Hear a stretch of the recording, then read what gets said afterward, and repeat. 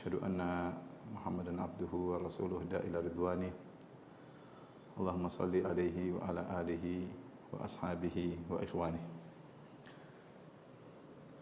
Ibu-ibu sekalian yang dirahmati Allah Subhanahu wa taala, Majelis Ta'lim Al-Ittiba yang dimuliakan oleh Allah Subhanahu wa taala, kita melanjutkan pelajaran kita dari tafsir surat Al-Baqarah dan kita sampai pada ayat yang 219, ayat nomor 219. Allah Subhanahu wa taala berfirman, "Yas'alunaka 'anil khamri wal maisir." Mereka bertanya kepada engkau wahai Rasulullah, 'anil khamri wal maisir, tentang hukum khamar dan perjudian. Qul fihima itsmun kabir wa manafi'u linnas. Katakanlah bahwasanya pada keduanya ada dosa yang besar. Wa manafi'u linnas, dan ada manfaat-manfaat bagi manusia. Wa itsmuhuma akbaru min naf'ihima, akan tetapi dosanya lebih besar daripada manfaatnya. Wa yas'alunaka madza yunfiqun qulil afwa, dan mereka bertanya kepadamu apa yang mereka nafkahkan. Katakanlah al-afu, yaitu yang lebih dari keperluan. Kadzalika yubayyinullahu lakumul ayati la'allakum tatafakkarun, dan demikianlah Allah menjelaskan bagi kalian ayat-ayat Allah la'allakum tatafakkarun, agar kalian bisa berfikir fid dunya wal akhirah, kalian pikirkan di dunia dan akhirat. Wa yas'alunaka 'anil yatama, dan mereka bertanya kepada engkau tentang anak yatim, anak-anak yatim. Qul islahul lahum khair, ya, katakanlah bahwasanya berbuat baik bagi mereka adalah kebaikan. Perbaikan pada anak-anak yatim tersebut adalah kebaikan. Wa in tukhalituhum fa ikhwanukum, dan jika kamu mencampuri mereka, yaitu ikut makan bersama mereka, fa ikhwanukum, mereka adalah saudara-saudara kalian. Wallahu ya'lamul mufsida minal muslih, Allah tahu ya orang yang membuat kerusakan dari orang yang berbuat kebaikan. Walau sya'allahu la'anatakum, kalau Allah berkehendak Allah akan merepotkan kalian, menyusahkan kalian. Innallaha azizun hakim, sebenarnya Allah Subhanahu wa taala Maha perkasa dan maha bijak. Ini tadi ikhwan dan akhwat, para pemirsa, demikian juga para ibu-ibu dari Majelis Ta'lim Al-Ittiba, dua ayat 219, ayat 220. Pada ayat 219 Allah berfirman, mereka bertanya kepada engkau, yas'alunaka 'anil khamri wal maisir, ya. Mereka bertanya tentang hukum-hukum yang terkait dengan khamar dan perjudian.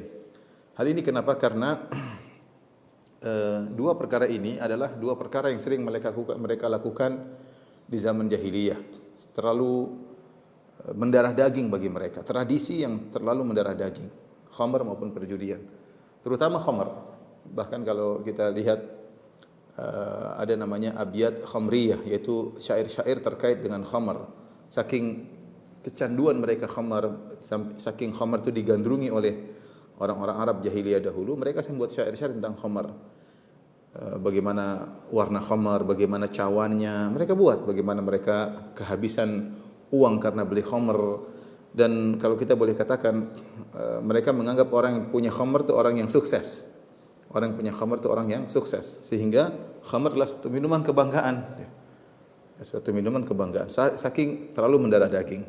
Sampai-sampai ketika Allah Subhanahu wa taala mengharamkan khamar, Allah tidak langsung serta-merta mengharamkan khamar, tapi Allah melalui tahapan. Allah sebutkan 4 ayat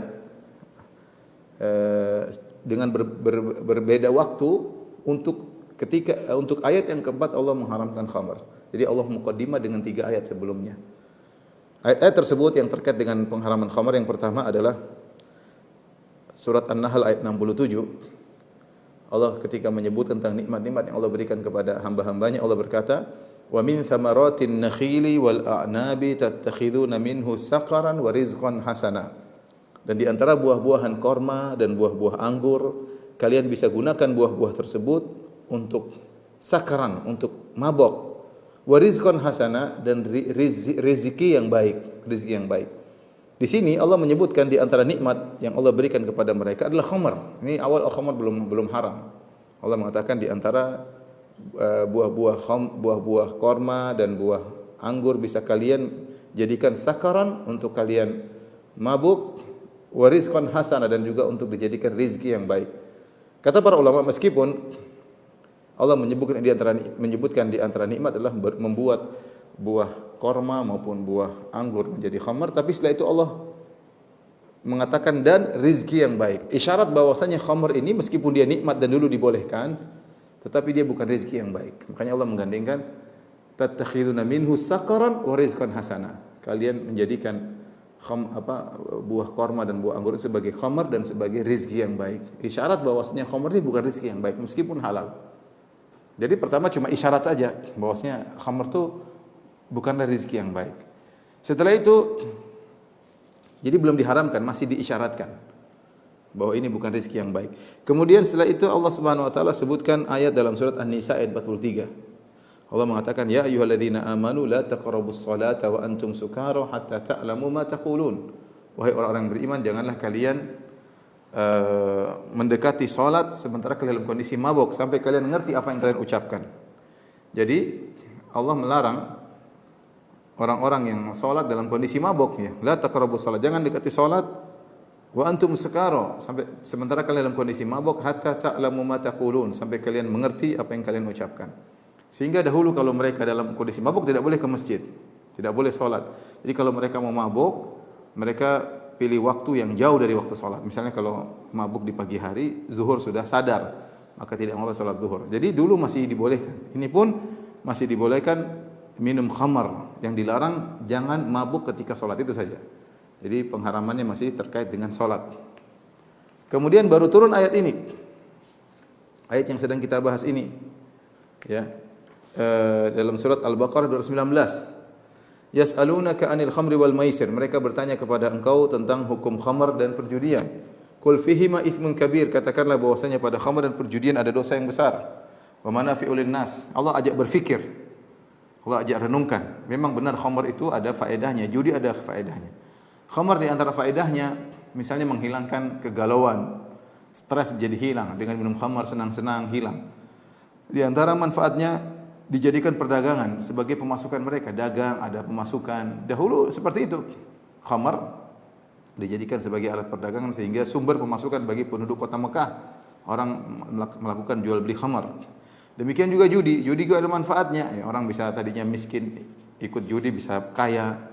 Kemudian juga dengan judi sebagian orang ketika judi mereka dapatkan hasil tertentu mereka sedekahkan, ya, mereka sedekahkan. Jadi ada ada manfaatnya. Kata Allah, "Qul fihi ma itsmun kabir." Pada keduanya dosa yang besar. Wa manafi'u linnas, dan ada manfaat-manfaat bagi manusia pada keduanya. Jadi Allah menjelaskan tidak menutup mata, benar-benar Allah jelaskan ada baiknya dan ada dosanya. Wa itsmuhuma akbaru min naf'ihima, dan dosanya lebih besar daripada manfaatnya. Ini dia aja berpikir, belum dikatakan haram secara mutlak. Karena para sahabat waktu itu masih minum khamar dan sebagian sahabat, tidak semuanya tentunya. Dan ini suatu hal yang biasa bagi mereka sehingga mereka ingin bertanya. Tapi belum datang keharaman secara tegas. Dan keburukan-keburukan khamar tentunya sangat banyak, ya. Judi juga demikian. Dan akan dijelaskan pada ayat yang terakhir dalam surat Al-Maidah, ya. Ya ayyuhalladzina amanu innamal khamru wal maisiru wal ansabu wal azlamu rijsun min amali syaitani fajtanibuhu la'allakum tuflihun. Innama yuridu syaitanu an yuqi'a bainakum al adawata wal baghdha'a fil khamri wal maisir wa yasuddakum anis salati wa an dzikrillahi wa anis salat fa hal antum muntahun. Setelah itu Allah jelaskan kemudaratan khamar dalam ayat yang terakhir, ayat yang keempat yang menjelaskan tentang haramnya khamar secara mutlak itu dalam surat Al-Maidah, ya. Apa saja keburukan khamar? Kata Allah Subhanahu wa taala, khamar dan perjudian menimbulkan permusuhan. Orang berkelahi gara-gara judi, orang bertengkar bahkan bunuh-bunuhan gara-gara judi. Khamar juga demikian, kalau khamar bertengkar karena orang mabuk mungkin dia maki-maki, dia tidak tahu apa yang diucapkan. Sehingga terjadi pertengkaran gara-gara khamar dan judi menghalangi seorang dari mengingat Allah, sibuk main judi lama. Minum khamar juga butuh waktu yang lama. Minum khamar telernya berapa jam, lupa ingat Allah Subhanahu wa taala. Ya tidak. Orang kalau main judi lama, penasaran, pikirannya ke judi tok. Khamar juga demikian, minum khamar ya mungkin minumnya sebentar, cuma 15 menit, setengah jam, tapi mabuknya lama. Mabuknya berjam-jam. Sehingga tidak sempat ingat Allah Subhanahu wa taala. Wa yasuddakum an dzikrillahi wa anis salat. Menghalangkan dari ingat Allah, menghalangkan dari salat. Ini di antara kemudaratan apa khamar. Dan khamar orang seperti orang gila. Tadinya orangnya waras menjadi seperti orang gila. Terkadang dia lagi mabuk, dia mengungkapkan rahasia-rahasianya, membongkar aib-aibnya atau aib keluarganya gara-gara dia sedang mabuk. Kemudian khamar juga umul khaba'ith. Umul khaba'ith itu induk daripada berbagai macam kemaksiatan. Oleh karenanya Al-Qurtubi rahimahullah dalam tafsirnya menyebut tentang kisah ada seorang wanita ya memanggil seorang lelaki ya. Kemudian ketika datang dia bilang, saya tidak panggil kamu kecuali saya minta kau satu dari 3 pilihan. Kau berzina denganku, atau kau membunuh budakku, atau kau minum khamar. Ya. Kau berzina denganku, atau kau bunuh budakku, atau kau minum khamar. Lelaki ini karena dia sudah terjebak, dia menganggap saya pilih yang lebih ringan, yaitu saya minum khamar aja daripada berzina, daripada bunuh orang. Dia minum khamar. Ketika dia sudah minum khamar, dia tidak bisa mengontrol akalnya. Maka setelah minum khamar dia pun berzina dengan wanita tersebut dan dia pun membunuh budak tersebut. Jadi khamar ini membuat seorang terjerumus dalam maksiat-maksiat yang lain. Zina, boleh khamar lebih dekat dengan perzinahan. Kalau khamar sudah stres, masuk ke diskotik, ikhtilat, zina, kemudian narkoba, apalagi zaman sekarang khamar mengantarkan kepada berbagai macam penyakit-penyakit sosial dan maksiat-maksiat. Ya. Kita kadang-kadang sering lihat sebagian orang kadang-kadang ngumpulin duit anak-anak remaja yang minum khamar sampai mati. Berapa kali kita dengar mati gara-gara minum khamar? Banyak. Ya. Tapi pada ayat ini jadi saya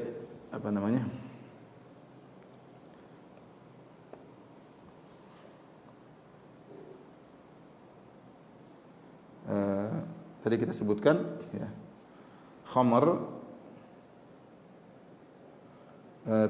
diharamkan secara bertahap ya. Tidak langsung. Pengharamannya secara bertahap, diharamkan secara bertahap. Itu 4 tahap. 4 tahapannya. Yang pertama tadi kita sebutkan, yang pertama itu dalam surat An-Nahl ayat 67 47. Di sini Allah hanya mengatakan sakaran wa rizqan hasana. Sakaran wa rizqan hasana. Isyarat ya kata Allah, Allah berikan nikmat, di antara nikmat adalah khamar dan rizki yang baik. Isyarat bahwasanya khamar bukan rizki yang baik ya. Isyarat bahwa khamar bukan rizki yang baik. Kemudian ayat yang kedua adalah dalam surat An-Nisa, tahapan kedua dalam surat An-Nisa ayat ke-43. Di sini Allah melarang ya, la taqrabus salata wa antum sukara hatta la taqulun. Ya. La taqrabus salata wa antum sukara. Jangan salat itu, khamar hanya tidak boleh salat. Tidak boleh salat kalau lagi mabuk. Kemudian tahapan yang keempat, tadi yang keempat, 3 ya. Surat Al-Baqarah yang sedang kita bahas sekarang. Al-Baqarah ayat 219.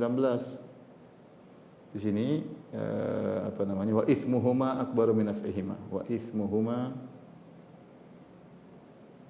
akbaru min naf'ihima. Yaitu Allah menjelaskan bahwasanya khamar dosanya lebih banyak dari manfaatnya. Tapi ini pun semua belum haram. Manfaatnya ada, Allah tidak maksudnya datanya ada bahwasanya manfaat itu ada, Allah jelaskan. Lebih besar dari manfaatnya. Baru yang terakhir dalam surat Al-Maidah. Al-Maidah. Sebentar ayatnya.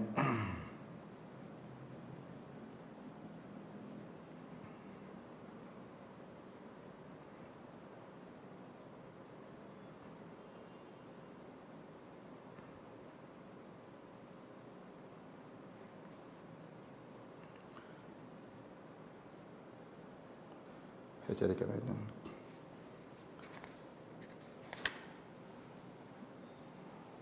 Dalam surat ayat 90, Al-Maidah 90. Al-Maidah ayat 90. Di situ innamal khamru wal maisiru wal ansab rijsun min amali syaitan. Kata Allah, rijsun min amali syaitan. Fajtanibuhu.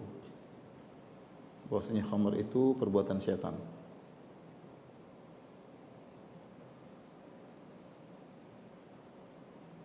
Disuruh jauhi. Jadi sini faedah yang bisa kita ambil apa? Faedah-faedah dari tahapan ini. Di antaranya, Ibu yang dirahmati Allah Subhanahu wa taala, dalam menjelaskan kemungkaran, dalam usaha menghilangkan kemungkaran,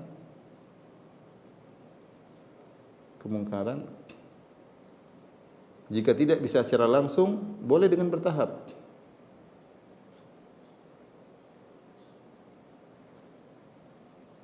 Langsung boleh dengan bertahap.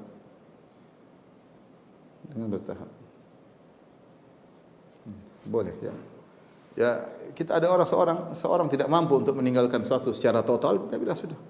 Kamu yang semampumu terus ajak dia. Misalnya ada saudara kita sampai dia meninggalkan secara total. Karena tidak semua orang bisa meninggalkan kemungkaran maksiat secara totalitas. Tidak semua orang bisa berhijrah secara totalitas. Nah, apa dengan bertahap? Apalagi suatu hal yang dia memang benar-benar sudah menggandrungi.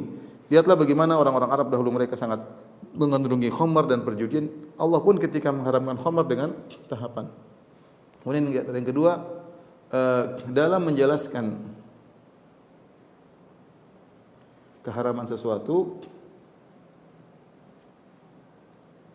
butuh ya argumentasi secara dalil, kalau bisa juga dengan akal, juga dengan dalil akli. Ya. Allah jelaskan bahwasanya benar khamar ada manfaatnya, tapi dosanya lebih besar. Allah sebut dalam surat Al-Maidah bagaimana buat orang tidak ingat kepada Allah, bagaimana orang seperti orang gila, bagaimana bertengkar, ya bagaimana. Ini akal, secara akal dijelaskan mudaratnya. Ya, karena sebagian orang tadi tidak bisa menerima apa mudaratnya. Kita jelaskan.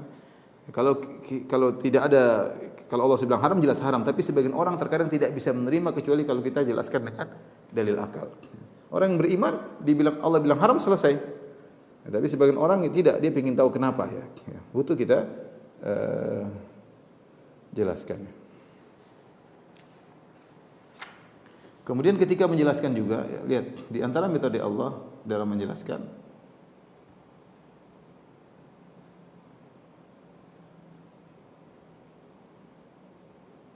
Allah melakukan komparasi.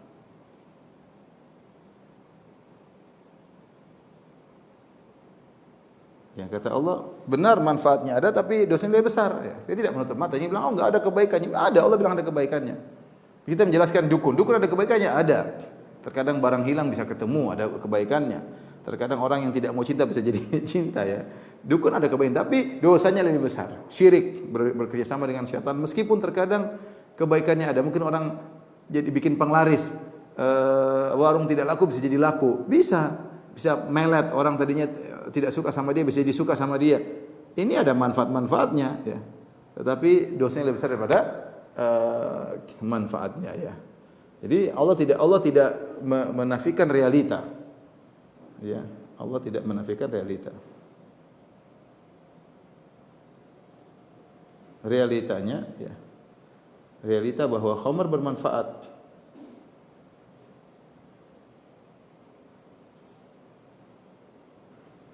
Ayat ini terkait dengan apa yang kita bahas dalam Al-Baqarah 219.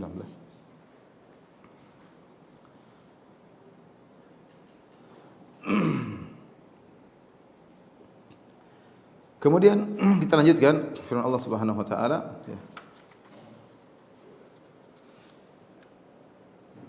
Wa yas'alunaka madza yunfiqun ya.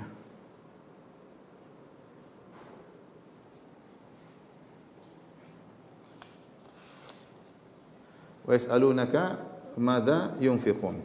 Mereka bertanya kepada engkau wahai Muhammad sallallahu alaihi wasallam ya. Apa yang mereka infakkan ya.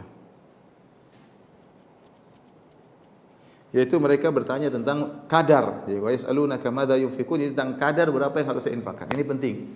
Kadar berapa yang harus mereka bertanya para sahabat, ya Rasulullah, berapa kadar yang harus kita infakkan ya. Maka Allah menjelaskan ya. Kata Allah Subhanahu wa taala ya. Qulil afu, yaitu yang kau infakkan yang wajib yang berlebihan. Artinya apa? Artinya kebutuhanmu harus terpenuhi terlebih dahulu. Allah tidak membanding engkau berinfak dengan di luar kemampuanmu. Ya. Kenapa? Karena kita berinfak kepada keluarga, kepada anak-anak lebih wajib daripada infak sedekah. Maka yang benar bahwasanya seorang ketika berinfak hendaknya berinfak setelah terpenuhi kebutuhan. Jangan sampai dia berinfak sementara keluarganya kekurangan. Ya. Ini secara umum seperti itu. Ya. Kenapa? Karena menafkahi anak istri lebih wajib daripada berbuat baik kepada tetangga, kepada orang-orang miskin. Anak istri lebih wajib. Anak istri lebih wajib ya. Kecuali dalam satu kondisi, bukan setiap kondisi, dalam satu kondisi tertentu seorang mungkin bisa mengajak anak istrinya bersabar untuk beri bantuan kepada orang lain. Dalam kondisi tapi bukan setiap saat.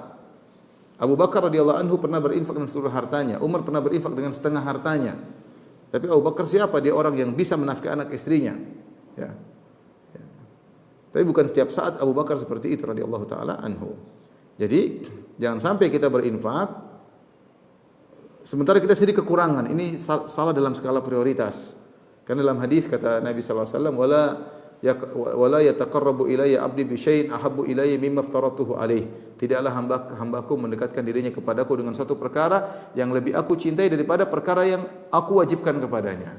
Dan kita tahu bahwasanya infak kepada anak istri lebih wajib daripada infak kepada tetangga, kepada orang miskin ya.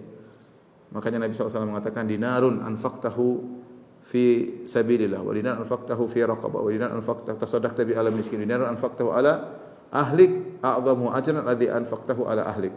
Sekeping dinar yang kau infakkan untuk di jalan Allah untuk berjihad, sekeping dinar yang kau infakkan untuk merdekakan budak, sekeping dinar yang kau infakkan untuk kepada orang miskin, dan sekeping dinar yang kau infakkan untuk keluargamu, yang lebih besar pahalanya adalah yang kau infakkan buat keluargamu, buat anak istrimu. Bukan maksudnya kita memfoya-foyakan anak istri, tidak. Artinya kalau sudah cukup, sisanya kita boleh bersedekah. Qulil afu maksudnya katakanlah yang hendak mereka infakkan yang kelebihan daripada yang mereka butuhkan. Jadi penuhi dulu kebutuhannya. Ya. Ada dalam hadis kalau tidak salah maknanya afdhalus sadaqatu an dhahri ginan. Sebaik-baik sedekah adalah sedekah yang dikeluarkan setelah kecukupan. Anak-anak sudah makan, istri sudah makan, ada berlebihan, silakan. Jangan pelit, yang penting anak sudah aman, istri sudah aman, kelebihannya sedekahkan di jalan Allah Subhanahu wa taala. Dan ini menunjukkan bahwasanya infak yang semudahnya. Makanya Nabi SAW mengatakan meskipun hanya sepenggal korma, ya, kata Nabi SAW, ittaqun nar walau bi syaqqi tamrah. Hendaknya kalian menjaga diri kalian agar tidak terkena neraka jahanam meskipun dengan bersedekah dengan sepenggal korma ya.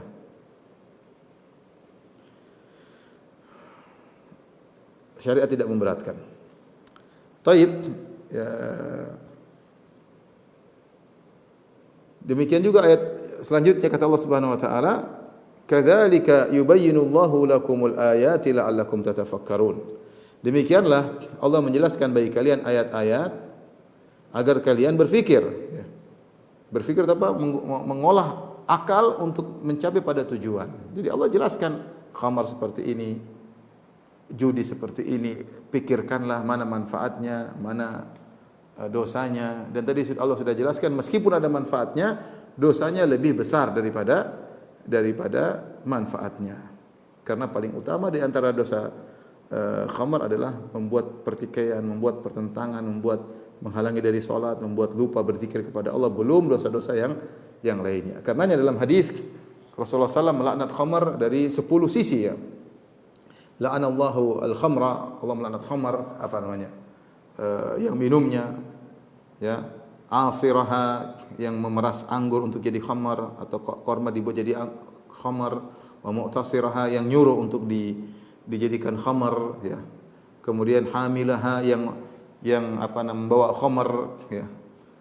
Wal mahmulah ilaihi, yang dituangkan khamar, semuanya yang bawa khamar, yang menuangkan khamar, yang menerima khamar, yang meminum khamar, ya. Semuanya yang terkait dengan khamar semuanya terlaknat. Semuanya terlaknat. Ini menunjukkan bahwasanya khamar ini adalah, minum khamar adalah dosa yang sangat besar, ya. Kita bilang iya benar, khamar mungkin bisa mendatangkan devisa atau pemasukan bagi, sebagaimana di zaman musyrikin Arab dahulu khamar menjadi barang perdagangan di kota Mekah, namun mudaratnya lebih besar. Dampak yang timbul di balik khamar lebih besar, ya. Maka sama seperti kalau kita bicara tentang rokok, ya. Rokok benar ada manfaatnya dari sisi menambah pemasukan, mungkin pajak, karena pajak gini-gini orang ada pemasukan. Tapi kalau ditinjau dari dampaknya, mudaratnya lebih besar. Orang-orang yang sakit akibat rokok lebih banyak pengeluarannya untuk membiayai mereka. Lebih banyak biaya mereka daripada pajak yang didapatkan dari dari rokok itu sendiri. Bisa ditanyakan kepada para dokter. Saya sempat diskusi sama sebagian dokter, mereka sebutkan hal tersebut. Bahwasanya biaya yang digunakan untuk mengobati orang-orang yang sakit karena rokok, entah paru-paru, entah kanker, entah berbagai macam penyakit, lebih besar daripada dampaknya, lebih berat daripada sekedar hasil pajak daripada rokok tersebut. La'allakum tatafakkarun, agar kalian berfikir. Fid dunya wal akhirah, ya. Yaitu berfikirlah kalian tentang dunia dan tentang hal tersebut di dunia maupun di akhirat, ya. Bagaimana dunia ini begitu cepat sirna, ya. Dunia sirna bukan berarti dunianya hilang. Kitanya ini penghuni dunia dan apa yang kita miliki begitu cepat sirna. Begitu cepat. Kita punya kesehatan tiba-tiba bisa hilang. Kita punya masa muda tiba-tiba bisa sirna. Kekuatan yang dulu kita miliki bisa menjadi lemah, dan nyawa kita akhirnya bisa hilang, begitu sirna, begitu cepat. Ya. Kemudian pikirlah juga tentang akhirat yang begitu kekal, tiada penghujungnya, dengan memiliki kenikmatan yang sempurna. Jangan sampai gara-gara kau dunia pikir minum khamar, main judi cuma sebentar.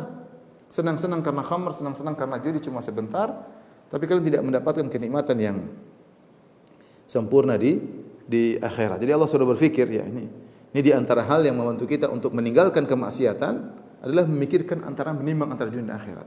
Saya senang-senang, seorang mungkin berzina, ya senang-senang melampiaskan syahwatnya, bergonta-ganti pasangan. Ada kenikmatan tidak kita pungkiri, musik-musik dia dengar, ada kenikmatan, nonton film-film macam-macam, ada kenikmatan, ya, nonton drama Korea kayak nonton apa kayak sinetron yang terbuka auratnya, nonton film Hollywood.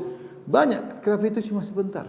Ingat, kenikmatan yang kau lakukan ini menghalangimu dari berbagai macam kenikmatan sempurna di akhirat. Ini cuma sebentar, nonton film berapa jam, 1 jam, 2 jam, ngantuk sudah enggak nonton lagi. Ya. Minum khamar, ya, teler 1 jam, 2 jam, 3 jam, 4 jam sudah kepala pusing habis itu. Main judi kok menang, habis itu kalah lagi, menang lagi, kalah lagi, gelisah. Ada kesenangan, tapi demikianlah dunia, tidak kekal kenikmatannya. Jangan sampai kita pikir dunia, senang-senang dunia, akhirnya banyak kenikmatan di akhirat yang terluputkan gara-gara kita sibuk dengan maksiat-maksiat dunia yang memang ada kelezatannya, tidak kita pungkiri. Makanya Allah mengatakan la'allakum tatafakkarun, kalian berfikir tentang khamar tadi, ya, dan juga berfikir tentang dunia dan akhirat. Berfikir tentang dunia dan akhirat. Bagaimana hakikat dunia dan akhirat. Baik. Kemudian Allah berfirman, wa yas'alunaka 'anil yatama. Mereka bertanya kepada engkau wahai Muhammad tentang al-yatama, ya. Tentang anak-anak yatim. Jadi kalau misalnya dia punya kakak meninggal anak yatim, punya adik meninggal anak yatim, dia urus anak yatim tersebut. Mereka, para sahabat yang mengurusi anak yatim, mereka merasa gelisah, apalagi telah ada ayat-ayat yang melarang mengolah harta anak yatim dengan sembarangan. Kata Allah Subhanahu wa taala, "Wala taqrabu malal yatimi illa billati hiya ahsan hatta yablugha ashuddah." Janganlah kalian mendekati harta anak yatim, itu jangan kalian kelola kecuali dengan cara yang terbaik sampai anak yatim tadi sudah mencapai dewasa, sudah bisa ngerti ngurus hartanya. Jadi kalau ada seorang punya adik, punya anak-anak, ponakan-ponakannya, adiknya meninggal tapi kaya, Hartanya adalah warisan buat anak-anak, tapi anak tidak bisa mengelola harta. Bolehkah kita pamannya, saudaranya mengelola? Boleh. Tapi kata Allah, "Wala taqrabu malal yatimi illa billatihi ahsan." Jangan kalian kelola harta anak yatim kecuali dengan cara yang terbaik. Allah berfirman, "Innal ladzina ya'kuluna amwalal yatama dzulman innama ya'kuluna fi butunihim nara wa sayaslawna sa'ira." Sungguhnya siapa yang makan harta anak yatim dengan kezaliman, dengan cara yang zalim, innama ya'kuluna fi butunihi nara. Sungguhnya mereka ya'kuluna fi butunihim nara, sungguhnya mereka sedang makan api neraka dalam perut mereka. Wa sayaslawna sa'ira, dan mereka akan dimasukkan dalam neraka jahanam. Mengerikan. Oleh karenanya para sahabat ketika mengurusi anak-anak yatim, ya mereka ngurus, mereka terkadang tercampur harta mereka dengan harta yatim, terkadang mereka ikut makan dari harta anak yatim tersebut. Mereka gelisah, maka mereka bertanya, wa yas'alunaka 'anil yatama. Ya Allah, bagaimana ya Rasulullah, bagaimana mengurusi anak-anak yatim? Bolehkah kita makan barang mereka? Bolehkah kita mengelola harta mereka? Maka Allah mengatakan, ya, yatim itu apa? Yatim adalah orang yang meninggal dan ayahnya meninggal dan dia belum balik, itu yatim. Kalau yang meninggal ibunya tidak dikatakan yatim. Kenapa? Karena ayahnya masih bisa ngurus, ya, bisa carikan nafkah, bisa dititipkan pada bibinya, tapi ayahnya cari nafkah, atau ayahnya mungkin menikah lagi sehingga punya istri yang bisa mengurus anak-anaknya, sehingga tidak dikatakan yatim. Yatim adalah seorang yang kehilangan bapaknya, karena kalau bapaknya sudah tiada sulit untuk mengurusi nafkah anak ini. Dan dia belum balik. Kalau sudah balik bukan lagi anak yatim. Jadi syaratnya man mata abuhu wa lam yablugh, ya. Yaitu yang meninggal bapaknya dan dia belum balik, ya. Jadi para sahabat bertanya, wa yas'alunaka al yatama, bagaimana dengan pengurusan anak yatim? Kata Allah, qul islahu lahum khair. Yaitu berbuat baik bagi mereka yang terbaik. Intinya Allah menjelaskan, kamu itu kalau ngelola harta anak yatim, yang terbaik adalah kau ingin membuat perbaikan bagi mereka. Kau kelola harta tersebut demi kebaikan anak-anak yatim tersebut, tidak jadi masalah, ya. Qul islahul lahum khair, ya, tidak jadi masalah. Allah mengatakan, wa in tukhalituhum fa ikhwanukum. Kalau kau mencampuri mereka, artinya kau makan dari harta mereka, kau kerjakan harta tersebut, kau ikut makan dari hasilnya, enggak ada masalah. Kau perdagangkan, kau masukkan dalam istithmar, yaitu dalam maksudnya investasi, kau gunakan harta tersebut untuk investasi. Penting kau benar-benar mengelola dengan yang terbaik. Kalau ada hasilnya ikut makan, enggak ada masalah.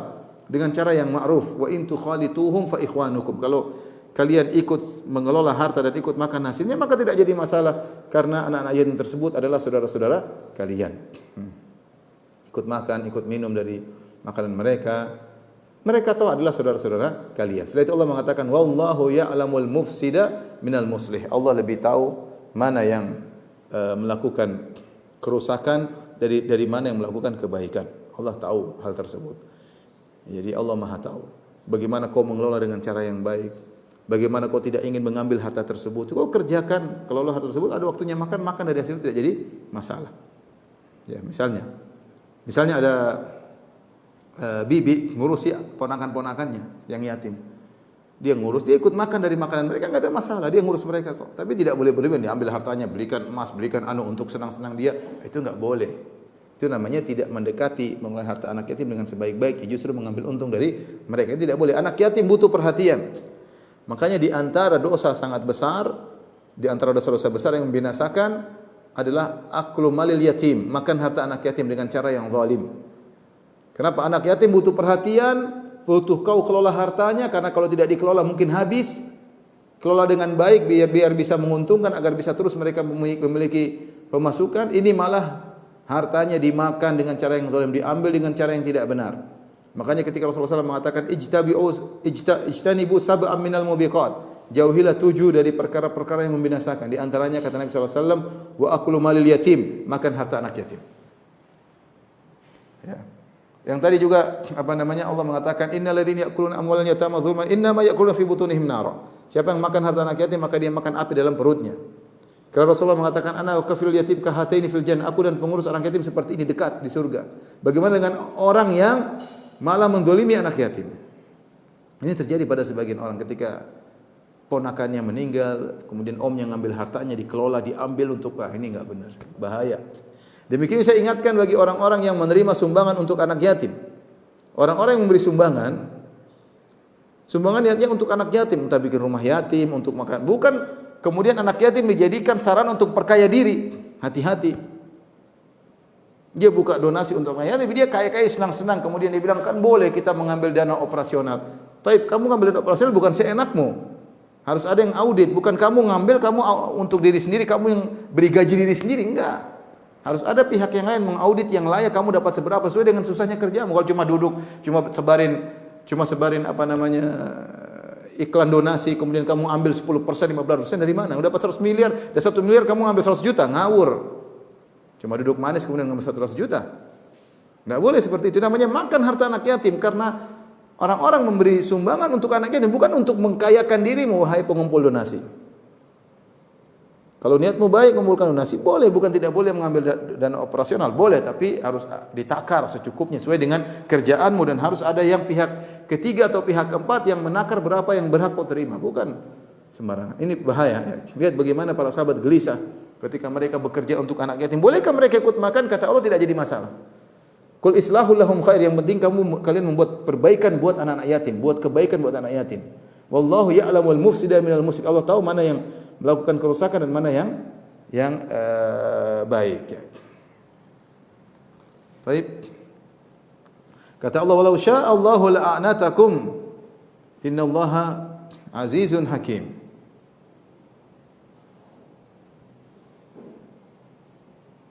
Dan jikalau Allah menghendaki, niscaya Dia dapat mendatangkan kesulitan bagi kalian. Sungguhnya Allah Subhanahu wa taala Maha perkasa lagi Maha bijaksana. Al-anat maksudnya adalah kesulitan, ya. Ya. Walau syaa Allahu la'anatakum, yaitu kalau Allah berkehendak Allah akan menyulitkan kalian. Maksudnya Allah akan larang kalian makan dengan anak yatim. Ya, tapi Allah tidak demikian, ya. Allah boleh kalian makan dari harta anak yatim seperlunya, apalagi kalian sudah mengelolanya. Toh anak yatim tersebut adalah saudara-saudara kalian sendiri. Sebagaimana kita boleh makan dari makanan saudara, anak yatim juga saudara kalian. Yang penting bil ma'ruf, dengan cara yang baik. Ya, bukan membohongi mereka kemudian memanfaatkan harta mereka sebagaimana terjadi pada sebagian orang. Innallaha azizun hakim, sungguhnya Allah Maha bijaksana. Ya. Maha perkasa, hakim dan Maha bijaksana. Allah Maha perkasa itu Allah bisa bikin aturan yang sulit bagi kalian. Allah Maha perkasa, Allah bisa melakukan apa yang Allah kehendaki. Tetapi Allah hakim, Allah Maha bijak. Tidak ada satupun hukum yang Allah yang keluarkan, hukum syar'i, tidak ada pun suatu permasalahan yang Allah tetapkan kecuali di balik itu ada hikmah.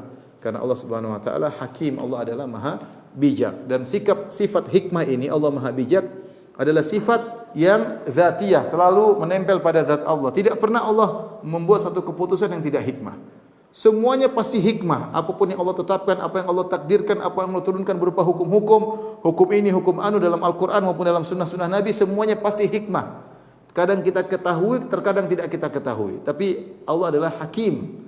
Di antara kebijakan Allah, Allah membolehkan orang yang mengelola harta anak yatim untuk makan dari harta anak yatim tersebut dengan cara yang ma'ruf.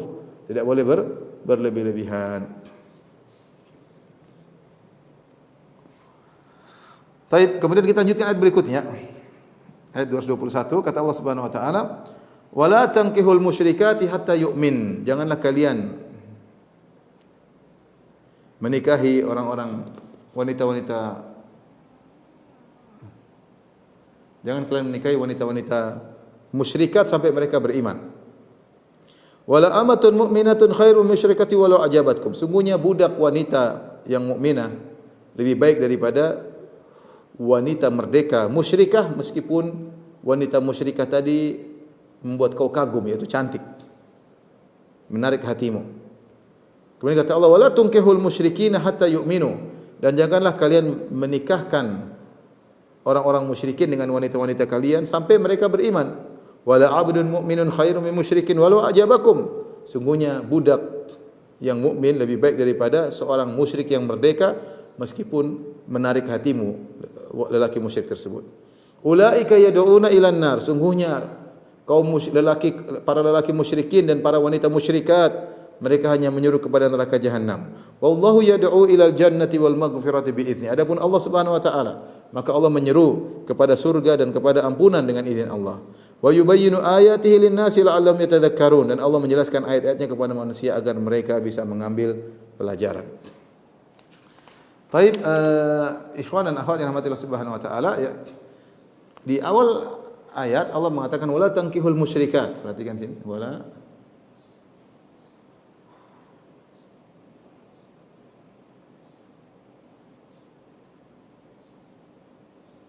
Janganlah kalian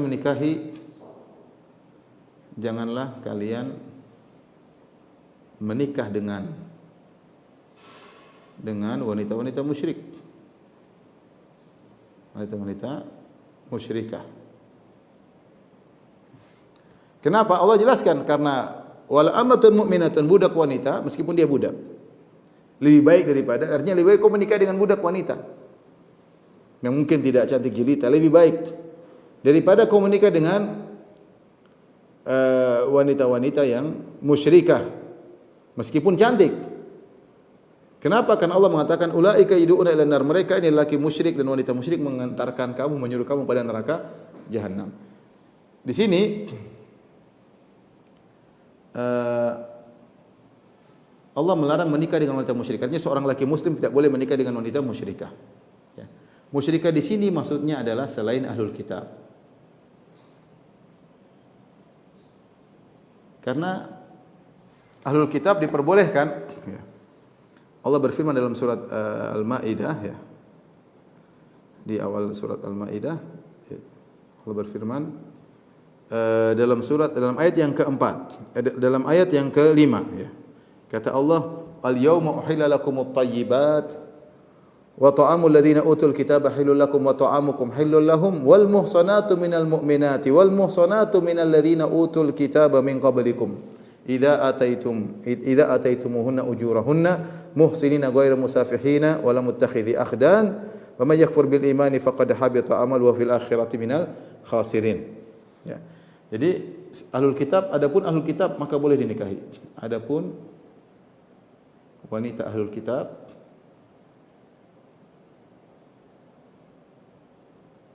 boleh dinikahi oleh lelaki mukmin. Oleh lelaki mukmin. Berdasarkan apa? Kata Allah wal muhsanatu minal ladzina utul kitab.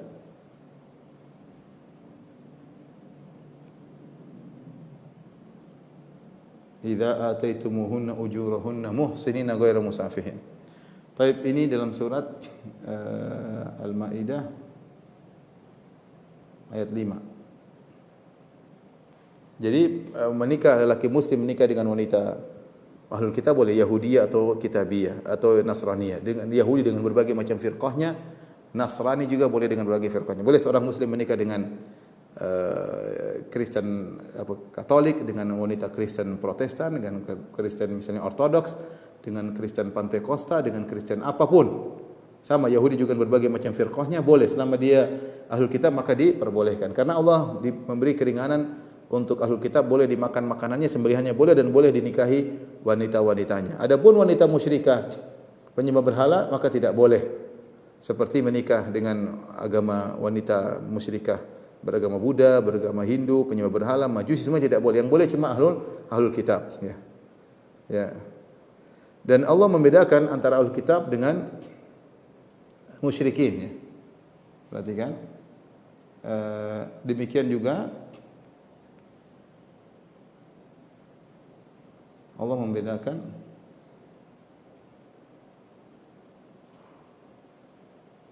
antara musyrik dan ahlul kitab. Sama-sama musyrik tapi Allah bedakan. Dalam dua ayat, di antaranya dalam surat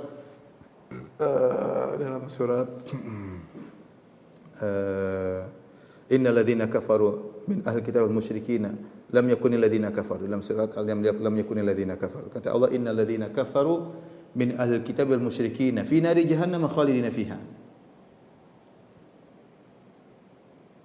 Lam yakun ladzina kafaru min ahli kitab wal musyrikina. Sama, jadi Allah mengatakan innal ladzina kafaru min ahli kitab wal musyrikina fi nari jahannam. Kata Allah, sungguhnya orang-orang kafir dari kalangan ahlul kitab dan kaum musyrikin. Di sini Allah membedakan antara ahlul kitab dengan kaum musyrikin, ya.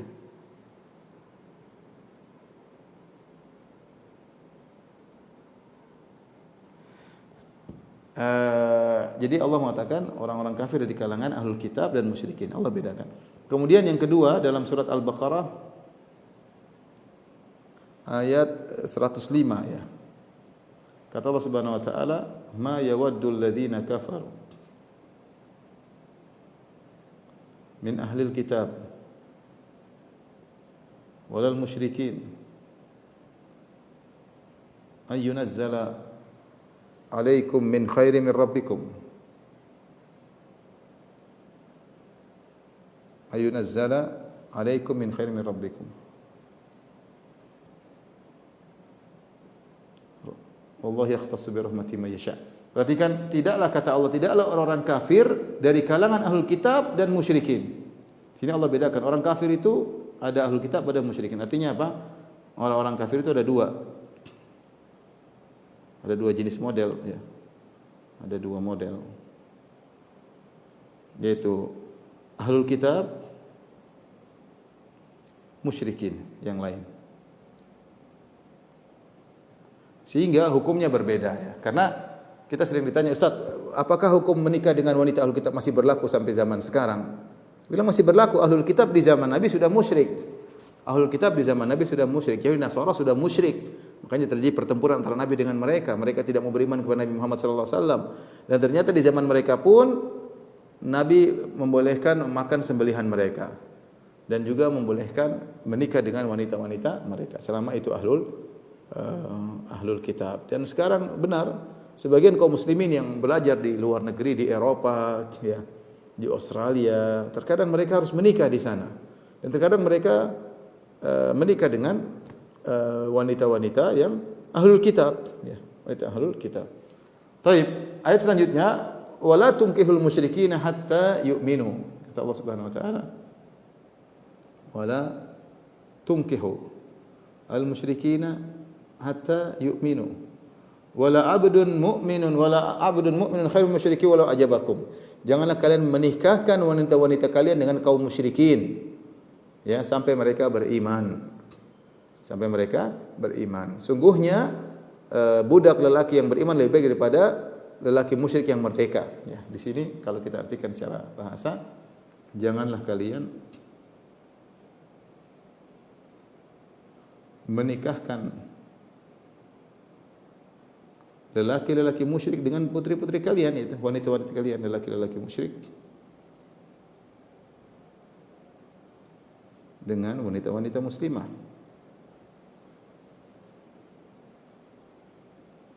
sampai mereka beriman ya. Kalau ini hukumnya bahwasanya secara mutlak tidak boleh karena Allah tidak mengecualikan ya. Maka secara mutlak tidak boleh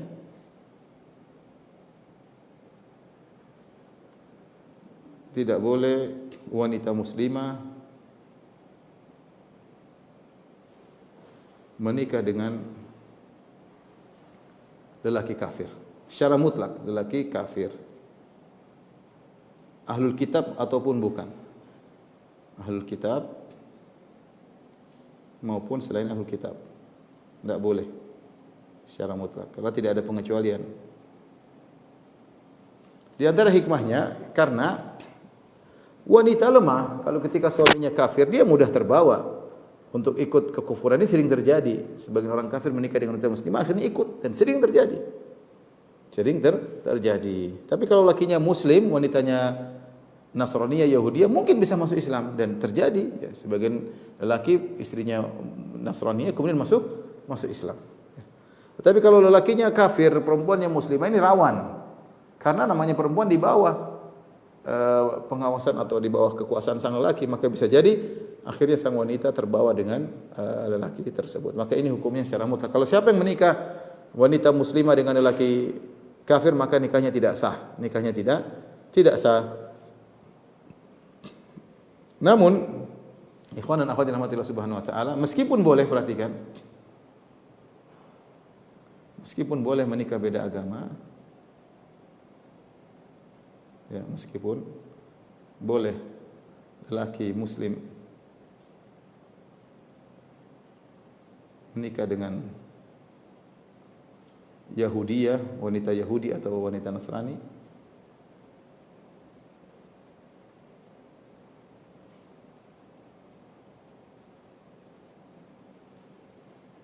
Akan tetapi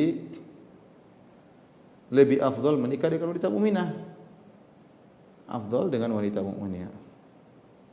Karena apa? Karena Nabi sallallahu alaihi wasallam berkata, "Tunkahul mar'ah li arba'." Sungguhnya wanita itu dinikahi karena 4 perkara. Li jamaliha, karena kecantikannya.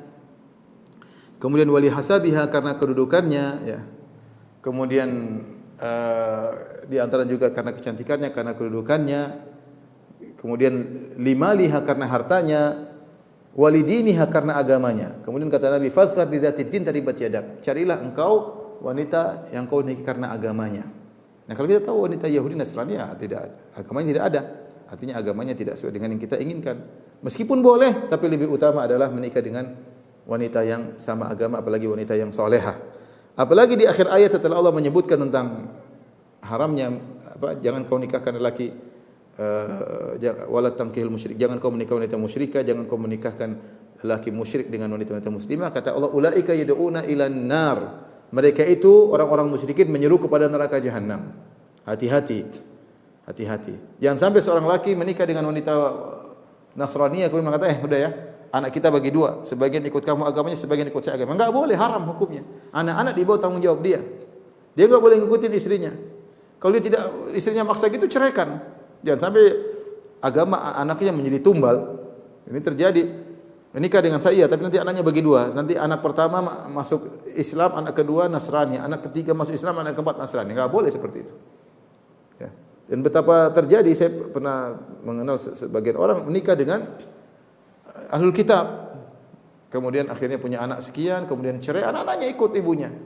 Ibunya kembali lagi kepada agama kemudian ini karena kemudian anak-anaknya ikut sama ibunya. Maka ini perkara yang menyedihkan. Allah berfirman, "Wallahu yad'u ilal jannati wal maghfirati bi idzni."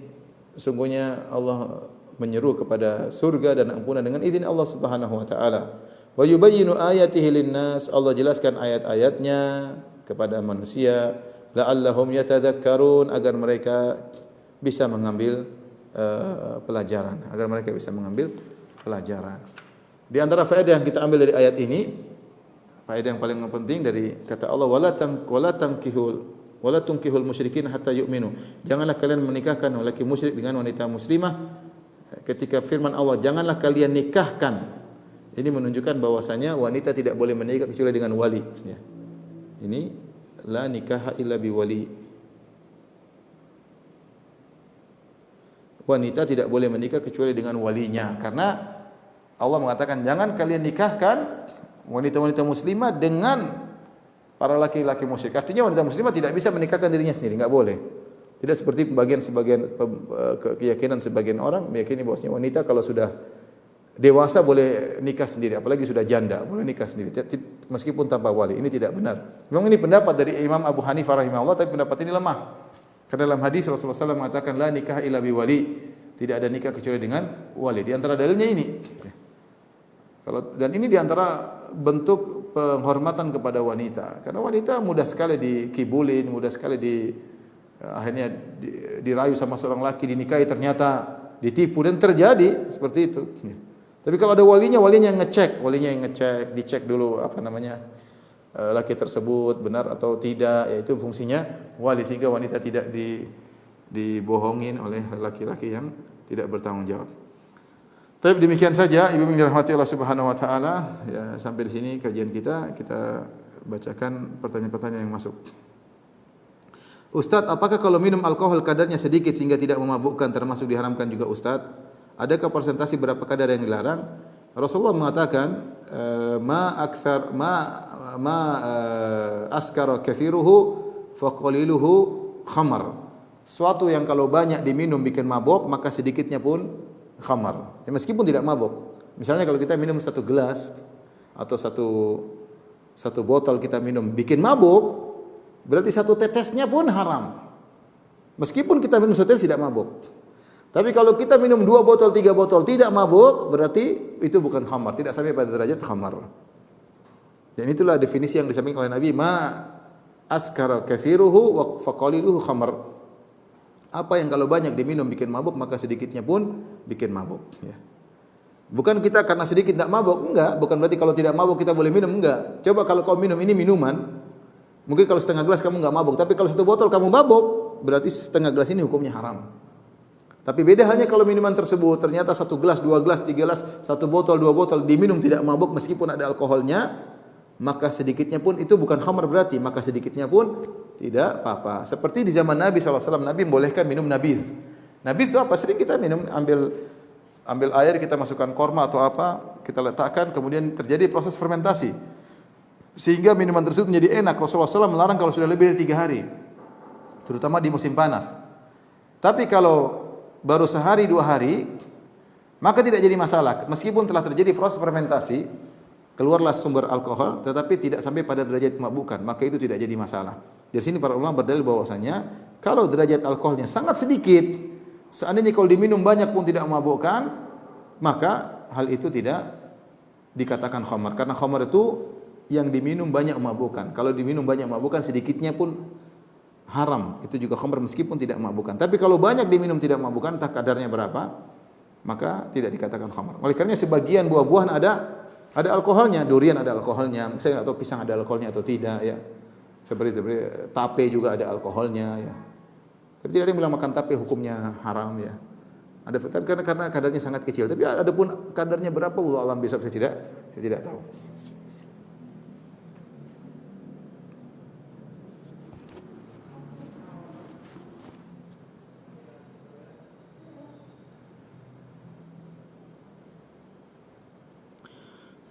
Ustaz, paman saya wafat 5 tahun lalu, meninggalkan istri dan tidak punya anak. Harta waris sebagian sudah dibagikan kepada istri dan keluarga paman. Qadarullah 2 tahun lalu baru diketahui bahwa paman punya istri kedua. Tapi tidak diketahui apakah ada di mana dan tidak tahu ada keluarga yang mengenalnya. Selama 2 tahun ini dicari keberadaan namun enggak ketemu. Ada sejumlah dana dari harta waris yang sudah dipisahkan bagian untuk istri kedua yang masih disimpan 2 tahun ini. Kami khawatir harus diapakan. Karena istri pertama usianya sudah 77 tahun, khawatir belum menyampaikan harta waris tersebut. Coba dicari dan ini apa namanya? Kalau jumlahnya besar repot ya. Harus dicek apakah istri keduanya tadi punya anak atau tidak. Ini repot karena merubah seluruh pembagian waris. Karena kalau istri kedua punya anak, selesai berarti istri pertama cuma mendapat 1/8 bukan 1/4. Ya, agak repot ya. Dan anak-anak tadi saudara-saudara paman mungkin tidak dapat. Ini harus dicek ya. Ini masalah pelik harus dicek karena kalau ternyata dia punya istri kedua, mereka tidak bersalah, pembagian tidak bersalah karena mereka tidak tahu. Karena mereka tidak tahu ternyata pamannya punya istri kedua. Ini saya sering sampaikan bahwasanya orang kalau berpoligami dia harus terang-terangan. Di antara mudaratnya seperti ini. Dia harus jelaskan, apalagi kalau taruhlah dia sembunyikan istri keduanya, ketika akan meninggal dia harus ceritakan. Karena istri kedua juga punya hak, apalagi kalau punya anak. Ini contoh, istri pertama enggak punya anak, taruhlah istri pertama, istri kedua punya anak, maka kalau istri kedua punya anak, istri pertama ketika pembagian, istri pertama, istri kedua berserikat dalam 1/8. Dan anaknya mendapatkan bagian yang besar, adapun saudara-saudara paman tidak dapat, anaknya laki-laki selesai, saudara paman tidak dapat. Ya. Ini maksudnya dengan mengetahui ahli waris, ini bisa merubah pembagian warisan. Tentunya saya tidak bisa menjawab, ya ini bisa dikonsultasikan kepada ustadz yang harus ada penelitian lagi, benar ada istrinya di mana, apakah punya anak atau tidak, harus dicari tahu. Ya, karena pamannya salah. Kalau memang dia punya anak, kenapa punya istri, kenapa pamannya tidak kasih tahu? Dan cek juga siapa tahu sudah diceraikan misalnya. Kalau diceraikan urusan selesai. Harus dicek itu istri masih statusnya istri atau tidak. Kalau sudah diceraikan sudah keluar dari masa iddah atau tidak. Kalau pamannya meninggal istrinya masih dalam masa iddah berarti statusnya masih istri. Punya anak atau tidak harus dicek semuanya.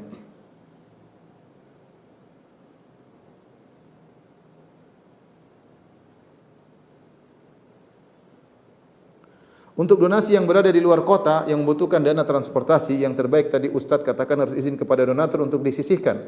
Sebaiknya berapa persen Ustadz? Apakah itu juga termasuk uang makan untuk orang yang menyampaikan donasi tersebut, misalnya membagikan sembako di daerah pedalaman? Intinya kita harus, ini kan uang, kita harus sehemat-hematnya, para pelaksana operasional harus sehemat-hematnya. Jangan kita jangan kita membawa uang 50 juta misalnya. Mau kita berikan kepada fakir miskin. Terus yang mau ngantarin uang tersebut ternyata 10 orang yang biaya pesawatnya mungkin 30 juta. Ini sama aja bohong. Cukup satu orang, kalau perlu tidak perlu orang itu, cuma transfer sudah cukup. Seminimal mungkin kita menggunakan dana operasional dari dana orang yang menyumbang. Tidak boleh seenaknya. Oh kita jalan 3 orang karena kita bawa uangnya cuma sekian, biaya jalan-jalan ternyata besar. Ini tidak amanah seperti ini. Kalau saya harus datang langsung karena amanahnya saya harus menyerahkan langsung, kita gunakan harta tersebut.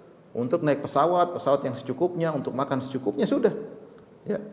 Kalaupun kita harus mengambil berapa ya yang menentukan orang bukan kita.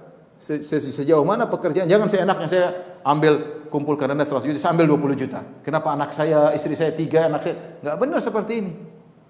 Kerjaanmu ringan cuma ngantar duit, cek. Kenapa harus digaji 20 juta? Jadi hati-hati orang tukang melunasi ini bahaya di akhirat kelak. Bahaya di akhirat kelak ya. Jangan sampai dia makan yang haram, dia senang-senang sekarang merasa dapat pahala, ternyata malah dapat dosa menipu, memanipulasi uang-uang para donatur.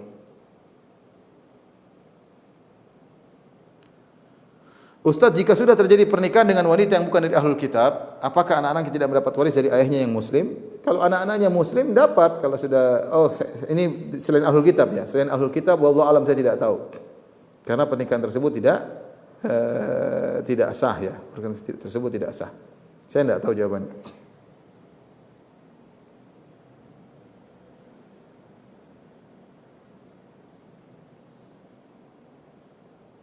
Jika seorang lelaki muslim menikah dengan wanita ahlul kitab, mereka suami istri tidak bisa saling mewariskan.